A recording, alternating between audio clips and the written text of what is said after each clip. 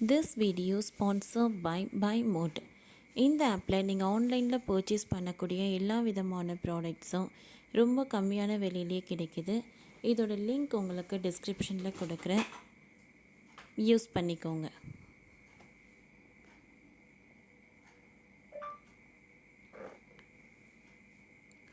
உப்மா கம்பெனியா?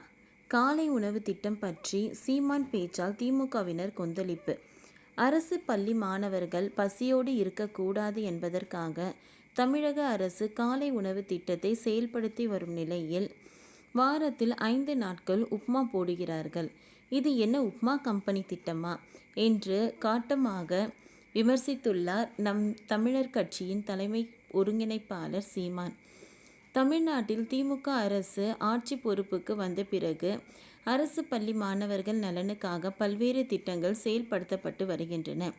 2022ஆம் ஆண்டு செப்டம்பர் மாதம் அரசு தொடக்க பள்ளிகளில் காலை உணவு வழங்கும் திட்டத்தை தொடங்கி வைத்தார் முதல்வர் ஸ்டாலின்.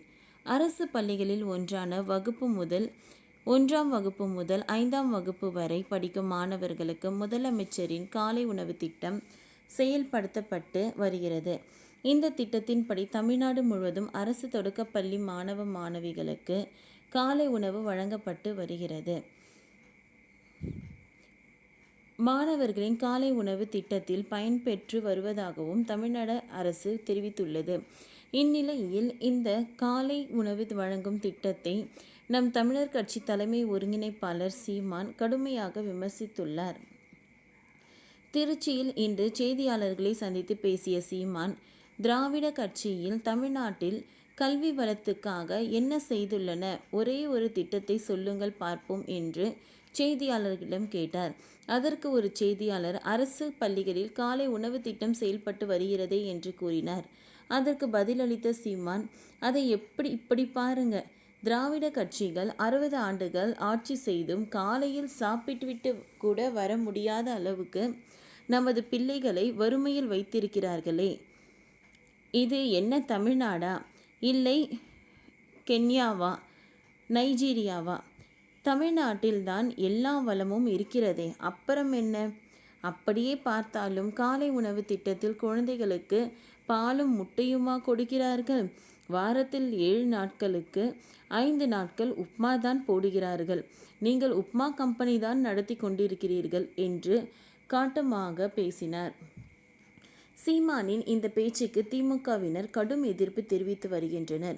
ஏழை எளிய பெற்றோர்களின் குழந்தைகள் தினமும் சாப்பிட வழியில்லாமல் வெறும் வயிற்றில் பள்ளிக்கு வருகின்றனர். இதனால் அவர்களால் கல்வியில் முழுமையாக கவனம் செலுத்த முடியவில்லை. இதை அறிந்துதான் அரசு தொடக்க பள்ளிகளில் காலை உணவு திட்டத்தை முதல்வர் ஸ்டாலின் தொடங்கி வைத்தார். இந்த திட்டத்தை தொடங்குவதற்கான காரணத்தை முதல்வர் பல்வேறு தருணங்களில் தெரிவித்திருக்கிறார்.